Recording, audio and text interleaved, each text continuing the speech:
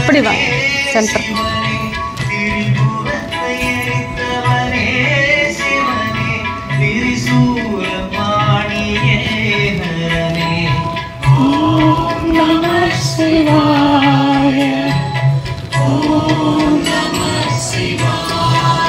உட்காருங்க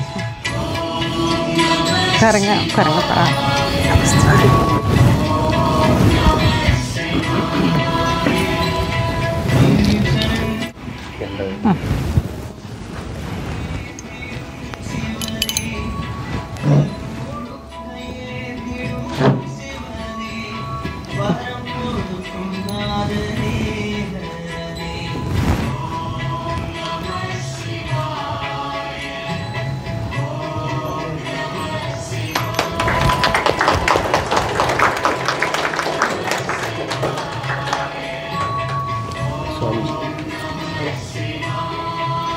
வா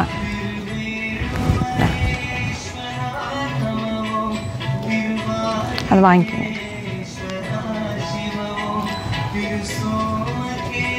நீங்கள் உட்காருங்க. நீங்கள் சொன்னப்போ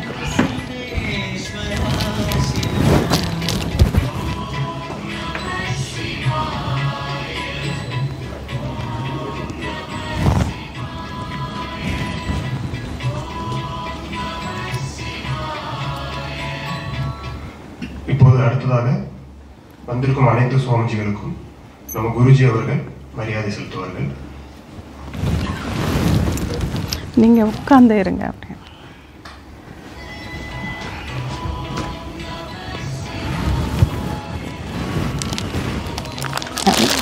தொட்டு வச்சு அதை வாங்கி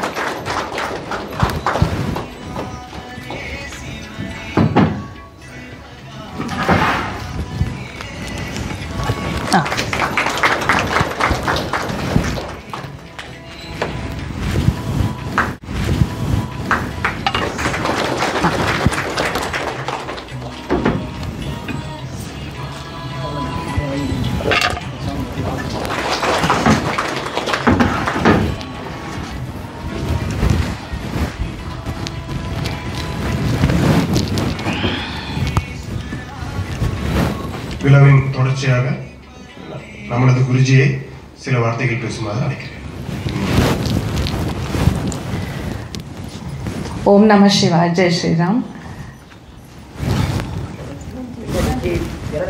விளக்கு இல்லை பக்கம். நம்ம தேனி ஆசிரமத்துக்கு அனைவரையும் மிக்க மகிழ்ச்சியுடன் வரவேற்கிறேன். எல்லோருக்கும் காலை வணக்கம். சுவாமிஜி அவர்களுக்கு சுவாமி சமானந்தர் அவர்கள் ரொம்ப நமக்கு உதவியாக இருந்திருக்காங்க. எல்லாம் நம்ம ஆரம்பிக்கிறதுக்கு முன்னாடி பூஜ்ய சுவாமி ஓம்காரானந்தாஜி அவர்கள் படம் சில பேருக்கு தெரியாமல் இருக்கலாம், நீங்கள் பின்னால் பார்க்குறீங்க. அவருடைய கனவு தான் இந்த ஆசிரமம், அவருடைய தாட், அவருடைய அந்த பிரெயின் சைல்டுன்னு சொல்லுவாங்க. எவ்வளோ யோசித்து எல்லாமே அழகாக பண்ணியிருக்காரு. நம்ம தங்கி பார்க்கும்போது நமக்கு தெரியும். அதை இன்றைக்கி ரொம்ப அழகாக நிர்வாகம் பண்ணிகிட்டு இருக்கிறவர் சுவாமி சமானந்தர்ஜி அவர்கள், சுவாமி பூர்ணா அவர்கள் மற்றும் சுவாமிஜி அவர்கள். ஸோ அவங்க எல்லாரையும் இன்றைக்கி ரொம்ப நம்ம நன்றி சொல்லி வரவே.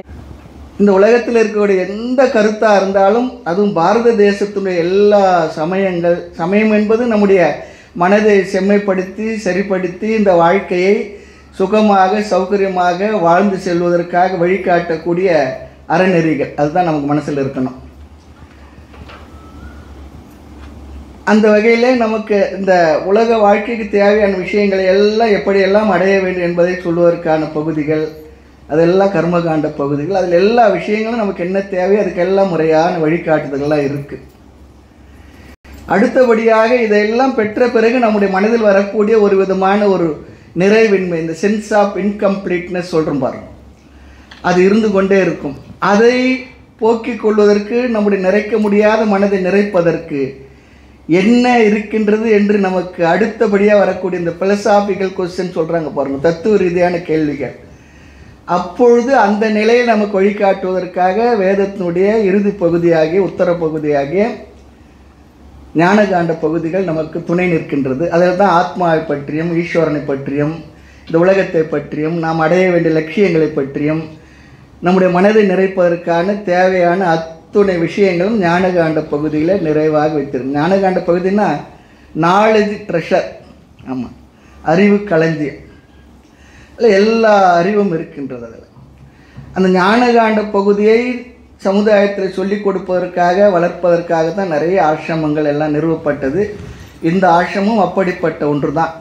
அதை மனதில் வைத்து தான் சுவாமிஜி அவங்க இந்த ஆசிரமத்தை நிறுவி இந்த ஞானகாண்ட பகுதி விஷயங்களை மக்களுக்கு எந்த அளவிற்கு எடுத்து சொல்லி அவர்களுடைய வாழ்க்கையை நிறைவுபடுத்த வேண்டுமோ அதற்கான மாணவர்களை ஆசிரியர்களை உருவாக்குவது, அந்த கருத்துக்களை பரவச் செய்வது, அதுதான் இந்த ட்ரஸ்டுடைய லட்சியமும். சுவாமிஜி அதற்காக தான் இந்த ஆசிரமத்தை சுவாமிஜியுடைய குருநாதர் சொல்லி இதை தொடங்கி வைத்தது.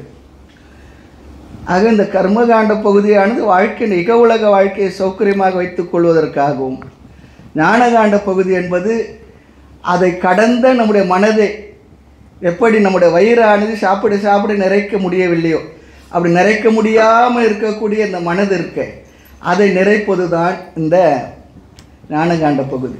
இந்த வயிறு பிறந்ததுலேருந்து இன்றைக்கி வரைக்கும் சாப்பிட்டது போதும்னு என்னைக்குன்னா சொல்லியிருக்கான். 80 வயசு ஆயிடுச்சு, நீ சாப்பிட்டுட்ட, இனி சாப்பிடாதுன்னு சொல்லியிருக்கான்.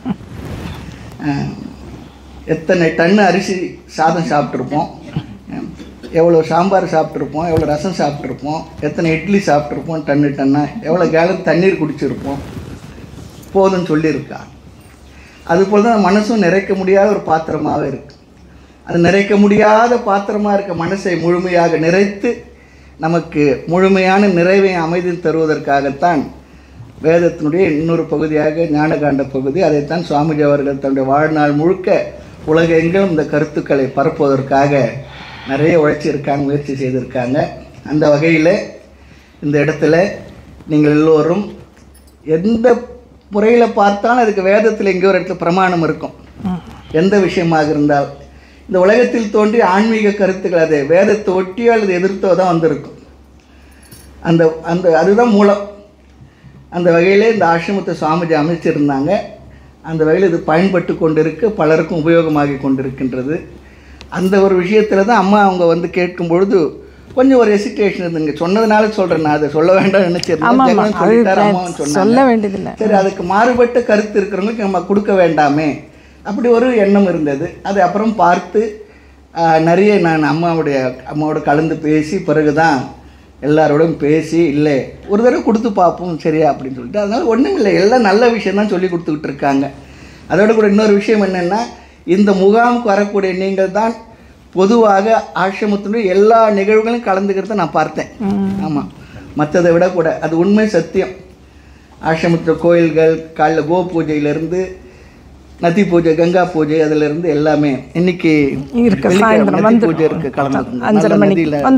தண்ணி நல்லா காலையில எல்லாம் குளிச்சாங்க. எதுவுமே நம்முடைய மரபுக்கு சம்பிரதாயத்துக்கு வேறுபட்டதில்லை. சொல்கிற விதம் சொல்கிறவங்க ஒரு கோணத்தில் சொல்கிறோம், அவ்வளோதான். அதை புரிஞ்சுக்கிட்டோம்னா எங்கேயுமே முரண்பாடு இல்லை, பேதம் இல்லை. இந்த பேதங்களை நீக்கி முரண்பாடுகளை நீக்கி புரிந்து கொள்வதற்கு தான் நம்ம வேதாந்தத்தில் மீமாம்சை சொல்லுவாங்க. எந்தெந்த கருத்துக்கள் இருக்குது அதில் முரண்பாடுகளை நீக்கி அதை எப்படி சரியாக புரிந்து கொள்வது, பூஜித விசாரம் மீமாம்சைன்ற வார்த்தையில் சம்ஸ்கிருதத்தில் அல்லது வேதாந்தத்தில் உபயோகப்படுத்த டெக்னிக்கல் டேர்ம்ஸ் அந்த வார்த்தைகள்லாம். அந்த வகையில் நீங்கள் எல்லோரும் இங்கே வந்திருக்கிறது ரொம்ப மகிழ்ச்சியான விஷயம். அதிக எண்ணிக்கையில் வந்திருக்கிறீங்க, அதுவும் மகிழ்ச்சி. இந்த ஹால் எப்படி போதும்னு சொல்லி நினச்சிருந்தார், எல்லாமே ஏற்பாடு பண்ணியிருக்கு. முடிந்த வரையில் உங்களுக்கு எல்லோருக்கும் இங்கே இருக்கக்கூடிய எல்லா முழு அக்காமடேஷன் நமக்கு தான் கொடுத்துருக்கு. ஒரு ரூம் கூட யாராவது வந்தாங்கன்னா கொடுக்குறதுக்கு ஒரு ரூம் கூட இல்லை. இப்போ யாராவது அன்பர்களும் மற்றவங்களும் ஆசிரமத்துக்கு தேடி வந்தாங்கன்னா அந்த அளவிற்கு எல்லாமே சரிப்படுத்தி எங்கெங்கே இருக்க எல்லாத்தையும் தோண்டி தொழாவி சொல்கிறாங்க பாருங்க. அதுபோல் தான் கொடுத்துருக்கு. எல்லாம் முறையாக உபயோகப்படுத்திங்க. சில அசௌகரியங்கள் இங்கே அட்டாச்சு டாய்லெட்டில் தான் சில ரூம் இருக்கும், டார்மிட்டரியாக சிலது இருக்கும், எல்லாம் பார்த்து முறையாக உபயோகப்படுத்திங்க. எல்லாருக்கும் ஒரே மாதிரி இந்த சௌகரியத்துக்காக நீங்கள் வரலை, இருந்தாலும் கொஞ்சம் சௌகரிய குறைவு இருந்தாலும் அதையும் கூட பார்த்து உபயோகப்படுத்தி கொள்ளுங்கள். எல்லா ஏற்பாடுகளும் இங்கே முறையாக செய்திருக்காங்க. இந்த சூழ்நிலை இந்த நதி தீரத்தில் அமைஞ்சிருக்கிறது, அருமையான தட்சிணாமூர்த்தி சந்நிதி, அதன் எதிரிலே சுவாமிஜி அவருடைய அதிஷ்டானம், அப்புறம் உணவு ஏற்பாடுகள் எல்லாமே இங்கே முறையாக செய்திருக்காங்க. இங்கே இருக்கக்கூடிய சௌகரியங்களை நீங்கள் முறையாக பெற்று உபயோகப்படுத்தி 3 நாட்களும் முழுமையாக இந்த முகாமில் பெற வேண்டிய முழுமையான நிறைவையும் பயனையும் பெற்று செல்ல வேண்டும் என்று உங்கள் அனைவரையும் மனமாற வாழ்த்தி நிறைவு செய்கிறேன். அம்மா சொன்னது போல் முகாமுடைய நிறைவில் ஒரு பெரிய பிரயோஜனத்தை பெற்று செல்வீர்கள் சொன்னாங்க. அதை பெற்று செல்ல வேண்டும் என்று ஆதிகுருடைய திருவடிகளையும் சத்குருநாத சுவாமி அவருடைய திருவடிகளையும் வணங்கி வாழ்த்தி நிறைவு செய்கிறேன். ஹரி ஓம்.